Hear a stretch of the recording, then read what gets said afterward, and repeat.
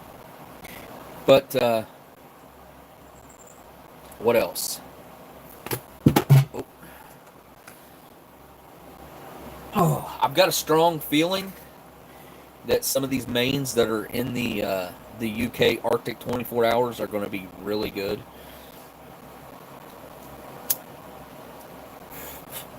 Whew. Almost any time that you can get into a freeze-dried main, they're going to be better than your tip.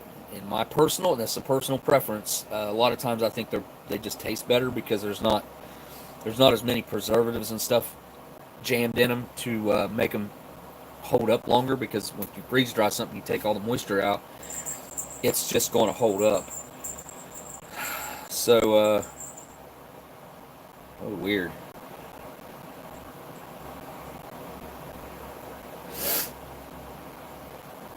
I have gained 0 subscribers in the past 3 days. That's weird. I'm not complaining, I'm just saying it's not typically the case. So I'll go way back through my videos here. Probably a couple years ago when I tried this. There it is. It was the Thailand MRE.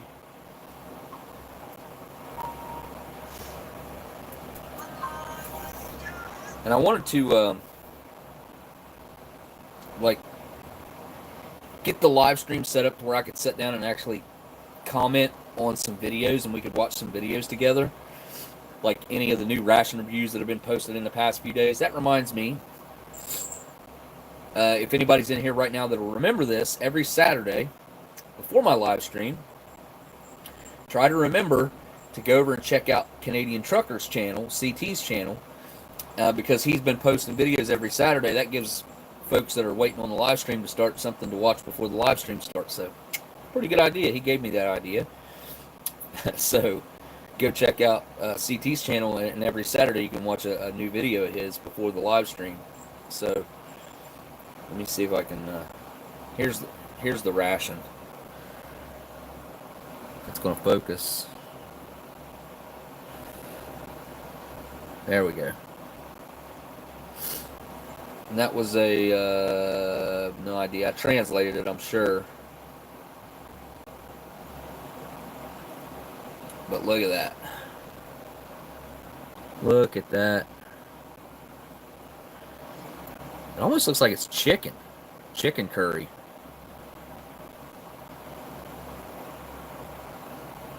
Yeah. Was absolutely amazing, though. That was a really good main. So that's up there on some of my favorites. But I was trying to think of like the Asian style rations, and honestly I haven't had a whole lot of luck with them being any good. A lot of times I would honestly rather not eat than eat the ration. I know it's pretty extreme to say, but it's the truth.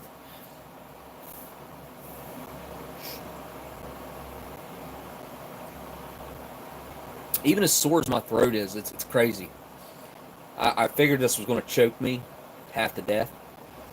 And not until it's got down here towards the end now that it's getting a little bit harsh. But honestly, it's from pulling heat from the cherry through it. It's not from the tobacco, it's the heat from the cherry.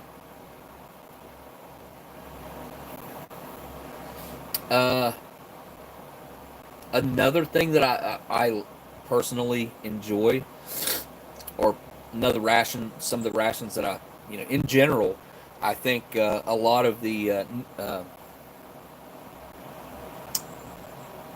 was going to say New Zealand. I don't know why I was thinking that, but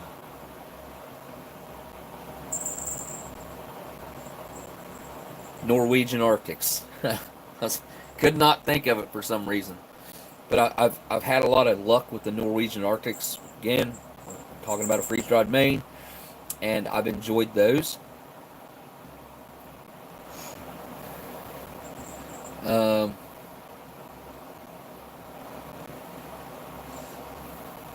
Still though, my favorite all-around ration that basically involves every component in the ration is a vintage brown bag corned beef hash. That's, to this day, that's still like number one on my list. That's my number one.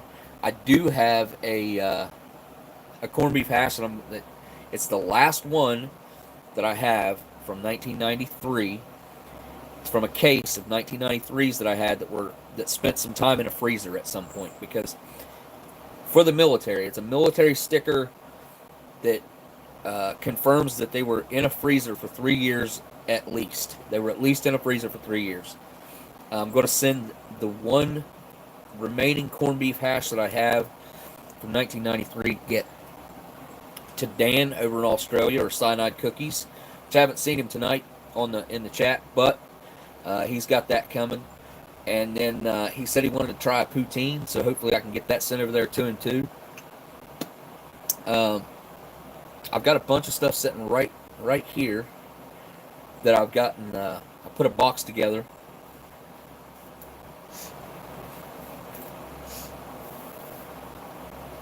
Stuff for Patreon. That stuff's going out this week. As long as I can get addresses. Ow! Ow! Ow! Sparked my finger. I didn't want to waste it. Did not waste it. There's not much of it left. Poutine is best fresh, yeah. We're talking about a military ration poutine, and the mushrooms I'm not a fan of. It does not have quality cheese curds in it. I don't know what a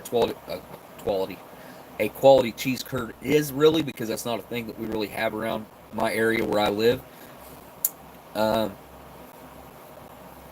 It's just not something that's popular here.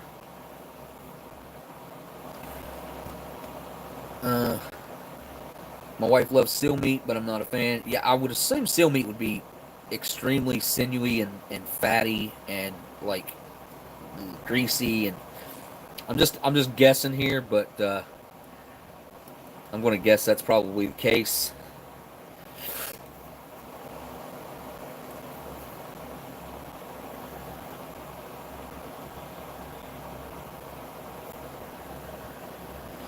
Glad I tried all types of vintages I was lucky enough to try before I quit. Even more glad I quit, though, gotta say. Don't smoke, kids. Yeah, no doubt. That smoke that I just put out, that's a special one, though. Those are really, really interesting cigarettes with the, I don't know if you saw the stamp that was on it. Nope. Cat. You're ticking me off, Brownie.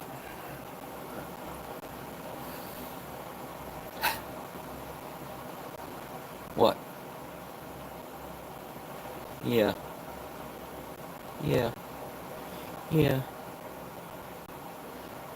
She's my baby. Raised her from a little teeny tiny thing about that big, and bottle fed her, done all that, raised her up, and her and her brother are still here. There was 8 of them altogether. There's only 2 of them remaining. One of them did pass away recently, a few months ago. Little, I called her. She had the feline leukemia, and I did everything I could to try to save her. And then I had to leave for Pittsburgh anyways. And she passed away the night before I left.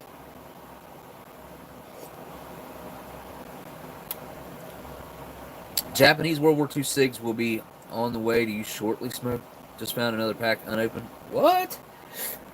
I have seen some Japanese World War II smokes before. Thank you, History Savior, by the way. I mean, I have seen, they're like these weird shaped, kind of like rounded edges packages. Obviously, I don't know what they say on them. But I've seen a couple packs of those in the past. Never pulled the trigger on them. They've never been super expensive or anything, but obviously they were coming from Japan, and I didn't know if they'd make the trip, and probably should have picked up a pack years ago, but I haven't seen them in a long time, so not a fan of Muktuk I'm a Southern Alaskan native. We didn't eat that stuff, but my wife is Northern. Uh, it, uh, Inequip, Inequip, Inequipa, Inequa, Inequipa. I don't know if I'm saying that. Inequip, Eskimo, where they dig on whale. I can't, I can't do it. It's way too chewy. I've seen whale meat. I've seen seal meat, and it's never. I'm a texture guy. I'm a big. Uh, Everything I eat is texture. Like if it's not the right texture, the base isn't the right texture. I'm not going to want to eat it. So that's something I'm going to just go out on a limb and guess that I would probably hate. I definitely probably would not enjoy it. So I'm with you on that.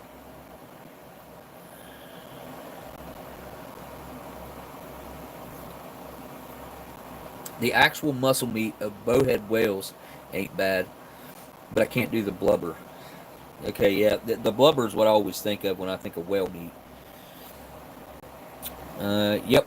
Oh, you had a kitty with the leukemia too. It's awful. There's nothing you can do. I mean, I got the treatment done, and then it was like roll of the dice. Is she going to make it? Is she not going to make it? And it was awful. My brothers forced me to try most exotic meats. A lot of times the exotic meats you see are jerkies. You do get a somewhat of a flavor profile from the exotic jerky meats and stuff, but typically it's not anything like eating actual meat, like eating actual crocodile, or eating actual alligator, or kangaroo, or what else? There was another one I had in mind. But yeah, I've had a lot of different jerkies and stuff like that. The moose that we ate, like we actually ate a lot of that moose head the night that we cut it up. We cut the cheeks off of it, like cheek steaks, and fried them up on the grill. Ugh, they were awful. Absolutely awful. The beaver tail on the show too, that was another weird one because basically there was like nothing to it. It was just completely all fat. And Ken Albala is the guy that we were at. He fried it up and he breaded it and kind of fried it up like a fish. And that's kind of what it reminded you of. But mainly all I could really taste was the breading and the oil that it was cooked in and with, versus actually tasting the beaver meat itself, which I'm not sure that I'd really want to do that because I call it beaver meat. It's all beaver fat. A beaver tail is 100% fat. That's all it is. So it's really weird. Does anyone know if the Vietnam MREs had cigarettes? So, no. There was actually no such thing as a Vietnam MRE. There was a MCI, Meal Combat Individual, which would be all cans in a box. So anything that's pre-1972, 1972 and before, I'm still up in the air on 1972 because I have not personally had a 1972 MCI that had smokes in it that I can confirm 100% that it was or wasn't.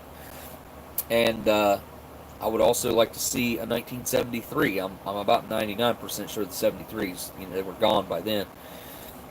So anything pre-1972 all the way back to 1958 is your Vietnam style MCI, Meal Combat Individuals, and those all have cigarettes from that era. And in 1972, last year for the smokes, 1973, they were gone. And then it's just accessory packets, exactly the same as what you find in a very early MRE. I don't know who had that question. I should have read off who had that question. Vietnam era rations. So the answer to that is yes. Like I said, pre-72, and you're good, and you will find smokes in there. Typically, people, if they're going to list them for sale or you're going to find them, all you got to do is look at the B unit. The B unit will tell you what year it is. Also, dead giveaway, the accessory packet will have cigarettes listed. It's the first thing on the list of the accessory packet. I don't have one. Yeah, maybe I do. I think I do. Hang on. I got one handy here.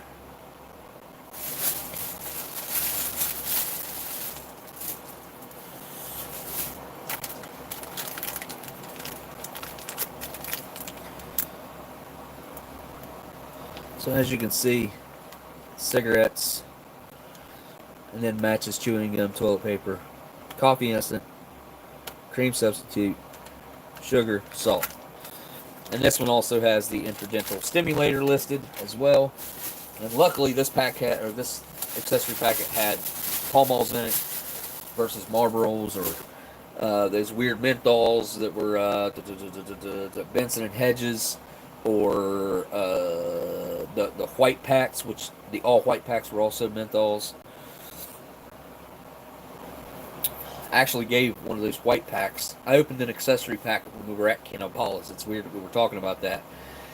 But when we were at Cannabala's, he had this little gazebo that we went outside and like took a break at.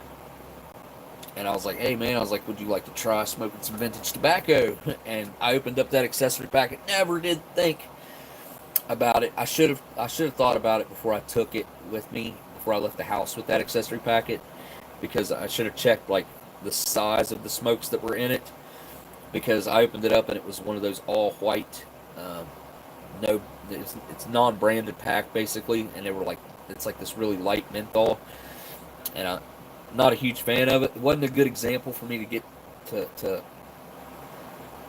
share with someone who's never had a vintage tobacco experience. So kind of kicked myself in the butt for that one. I wish I'd have done better on that, because that was definitely my fault for not checking.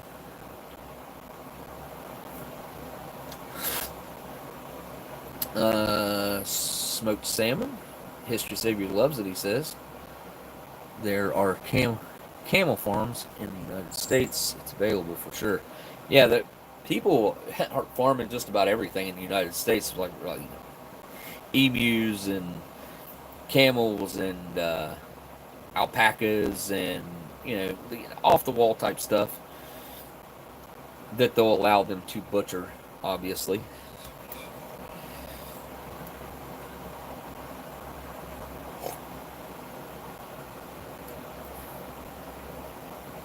Are there any foreign rations that had smokes beside the Germans?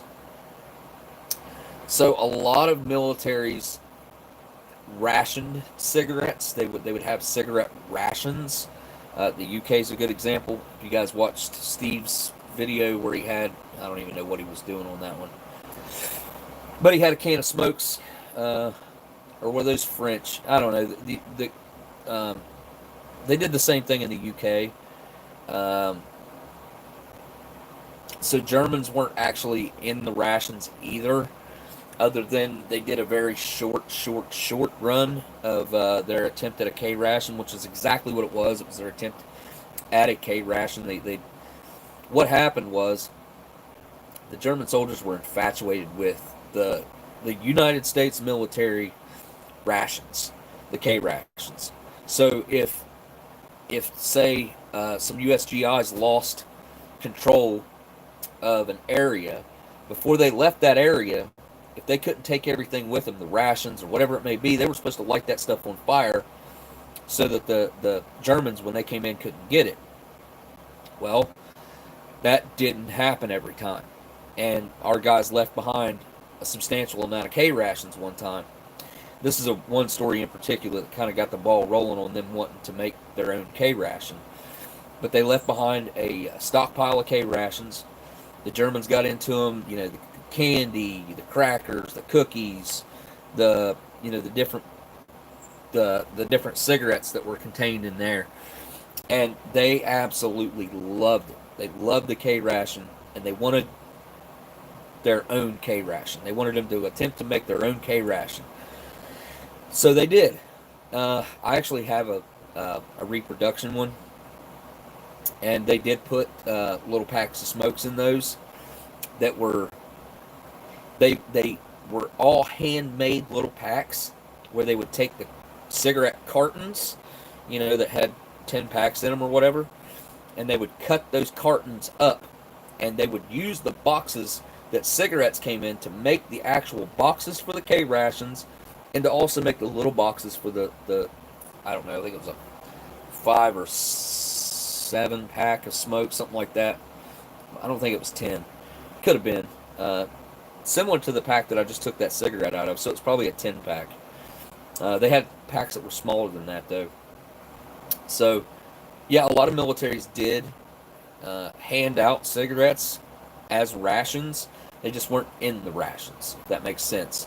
So, basically, guys that didn't smoke or didn't want the cigarettes wouldn't even mess with getting them, or they'd get them to trade them or whatever. You know, a lot of guys, the less they have to carry, the better.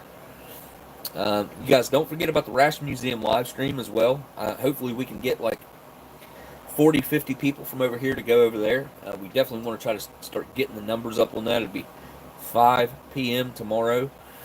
I assume he's doing that. He does it usually does it just about every Sunday. I mean, there's definitely some breaks to take in there.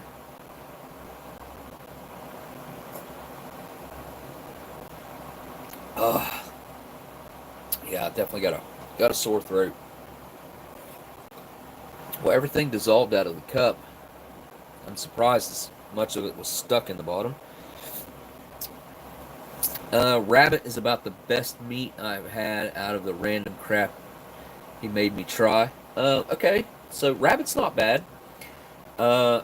Squirrel is, squirrel's kind of greasy, which rabbit is too, but squirrel's like even more so. And squirrel is like this darker, like red meat. Not a huge fan of squirrel. Not a huge fan of rabbit either. I'll tell you one thing I do like though, that's kind of odd, and probably a lot of people have not tried, or they might not like, but I like frog legs. It's a weird thing to like. Now looking back at it though, or like what my grandma used to cook up the frog legs, cook up squirrels if I killed them. You know, just whatever it was, my grandma would take care of it. Because that's like, she was old school. She was an old school type cook, and just the way she was brought up. But I probably wouldn't do the frog legs now. It's really weird because like when you cut them up, you skin them. When you throw them in the skillet, they start to jump around, and it's like the weirdest thing you'd ever see. Deer's amazing. Deer is amazing, and there's some good things come from goats too. All right, I'm gonna flip the camera around. I'm gonna go grab that moose out of the fridge because I forgot about it. Actually, let's take a look at that.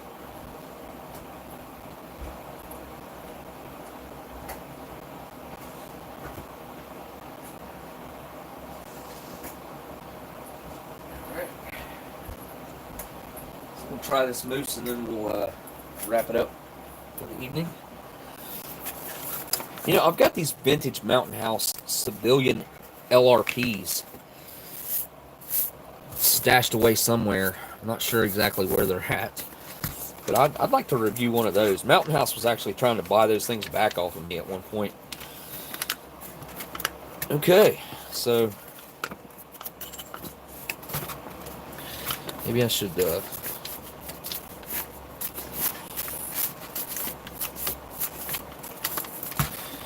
squeeze it down like that.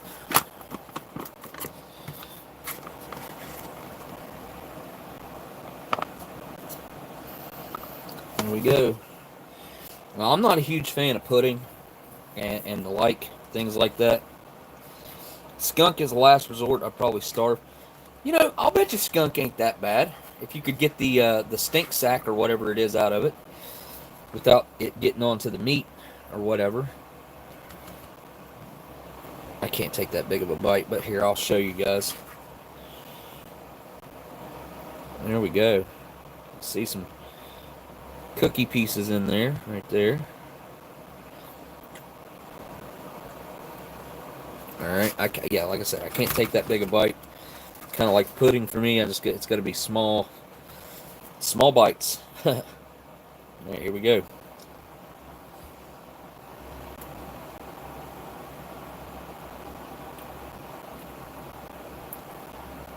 What's awful? Rabbit, duck, goose, and lots of other things just need to be cooked right. Yeah, they got to be lots of them got to be slow cooked too.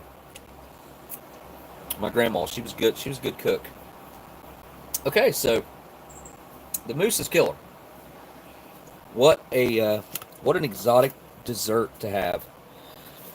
Really, I mean, who would ever thought that you would be able to have a moose?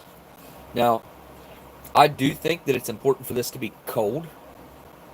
I feel like I wouldn't be as big a fan of it at room temperature as I am of it, cold like this.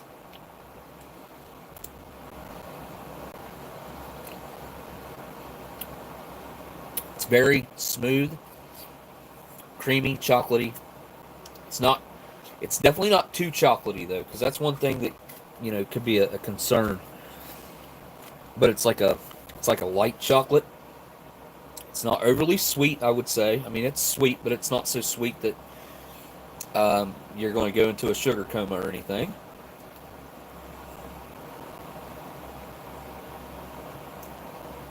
It's very exotic to be able to have a mousse like this.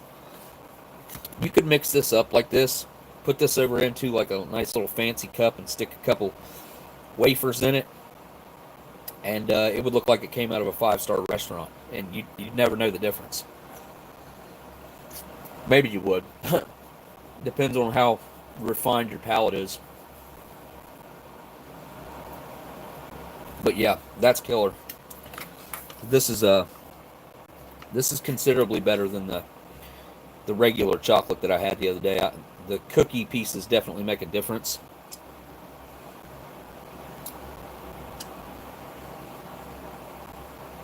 Yeah, that is not bad at all.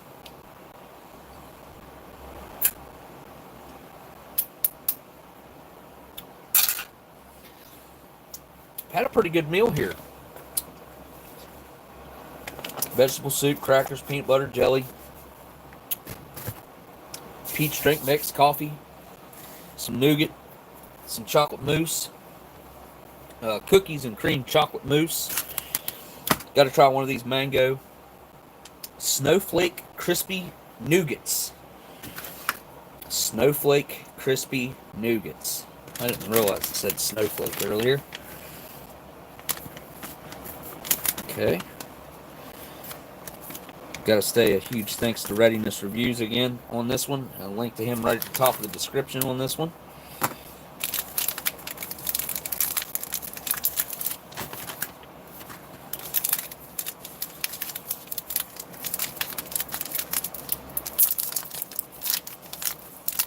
Mango nougat. Let's take a look at the whole thing here. Okay, we got a lot of fruit over there. On this side's either the rice paper or a thin piece of wafer. Looks like there's biscuits in this one too. Huh. Kind of rip it open. Take a bite.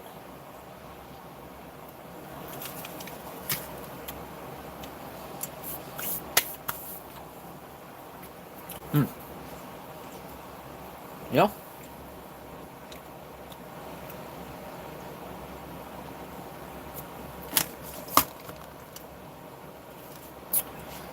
I like the cranberry better, I think. Let me see. Because I don't know if I got any fruit on that one. So let's try again.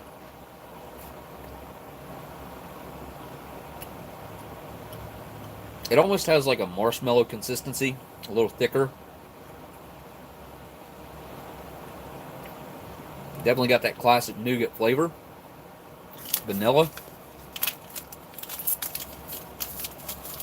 The fruit makes a huge difference. It's weird having those cookie pieces in there. Definitely makes it different than any other nougat I've ever had. Not bad. Yeah. Yeah, I prefer the cranberry ones though, for sure. The mango ones aren't bad, but the cranberry ones are awesome. But alright, guys.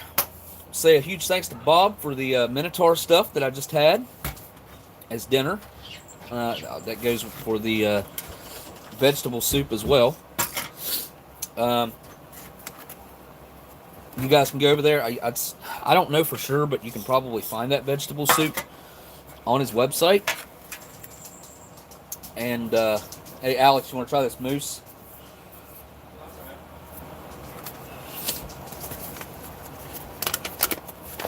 The chocolate one? No, this is cookies and cream. Just a little bit. Oh, Nice. Well, it smells like dirt cake a little bit.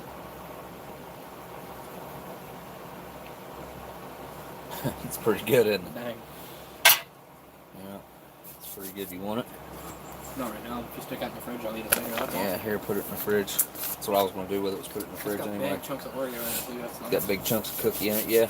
Yeah, that's one thing I guess I didn't mention. It does have big, substantial chunks of cookie in it, which is good. My son really liked it, so I would say, you know, if that seems like something you guys would like, I would say try it. The peach drink is yeah, it's not too sweet. It's not overly sweet at all. Peach drink, too. I also brought you a bacon McDouble. It's in there on the counter. It's just what I had left over. I actually ate a full meal tonight. Vegetable soup, I ate the whole thing. Hey, that tastes like the syrup out of peach cans. Except liquid rather than syrup. Peach cans? Like cans of peaches. Oh, Tastes like the syrup. well, yeah, well, That's what it reminds me of. kind of, maybe a little bit, A yeah. little stronger. It's definitely got a stronger peach flavor to it. Yeah, it's nice though. The peach drink is very good though. Yeah. I would recommend the stuff that I've showed you guys from Minotaur. I would recommend trying it if it seems like something you would like. The mousse is killer. It's really good stuff. The whipped topping stuff, which I have had, so I can comment on. It's really, really good. And what else? The peach drink was good.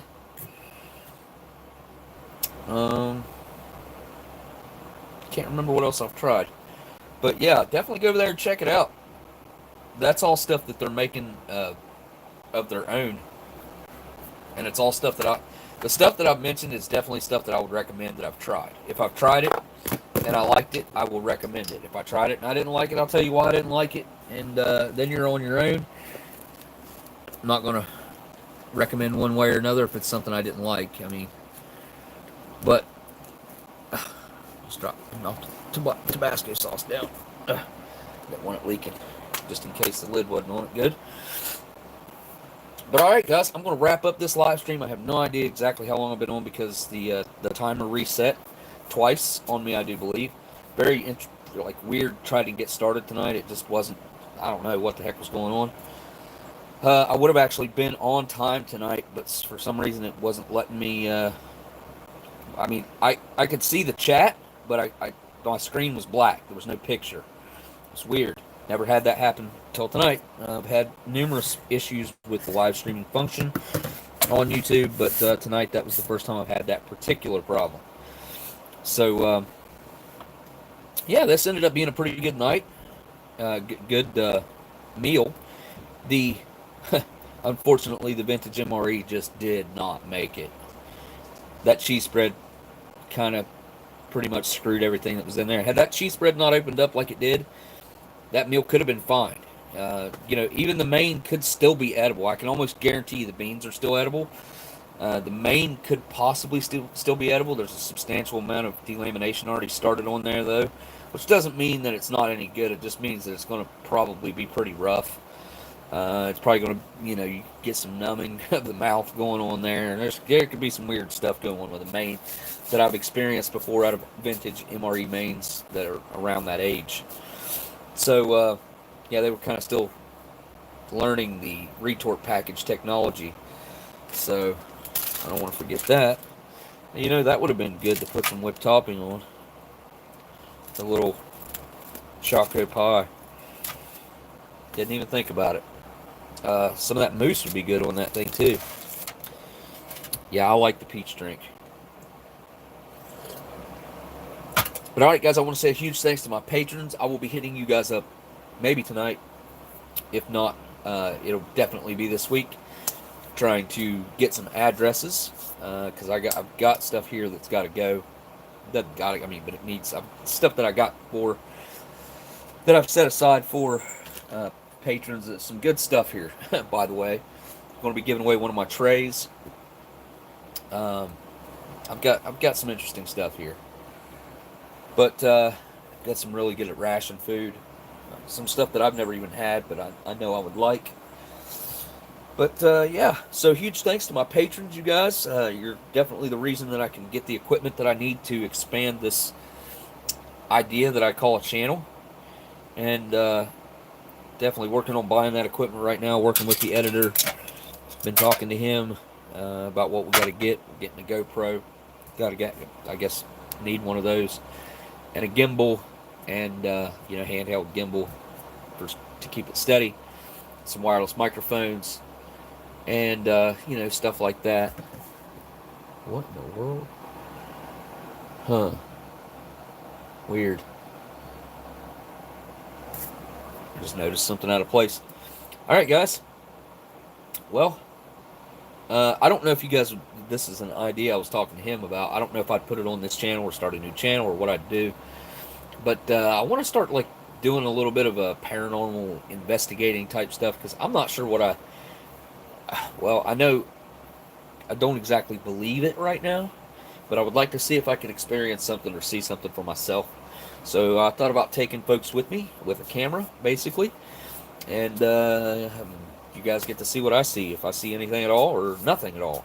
If there's nothing out there, then there's nothing that'll be on camera. It won't even be worth posting videos about. But if I happen across things and see things, and I'll share that with you guys. And you never know. But alright guys, thank you guys for hanging out on this Saturday night smoke show live stream. Really appreciate each and every single one of you guys. Thanks each and every single one of you folks that did a super chat tonight. Man, I really appreciate that. That anything that comes in a super chat goes right directly back into the channel. I definitely spend thousands of dollars on things every year. I don't really talk about it or think about it or worry about it. It's just part of it. It's a great hobby. I enjoy doing what I do. Enjoy getting to share it with you guys. I mean, how freaking awesome is it that I get to share it with you guys? I mean, it's definitely one of the largest perks of this is the community that happens to hang out right here in this chat on this channel on a regular basis. So yeah, man, thanks each and every one of you guys. I do appreciate you guys.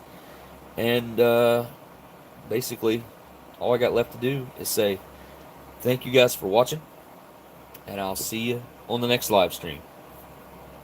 Later.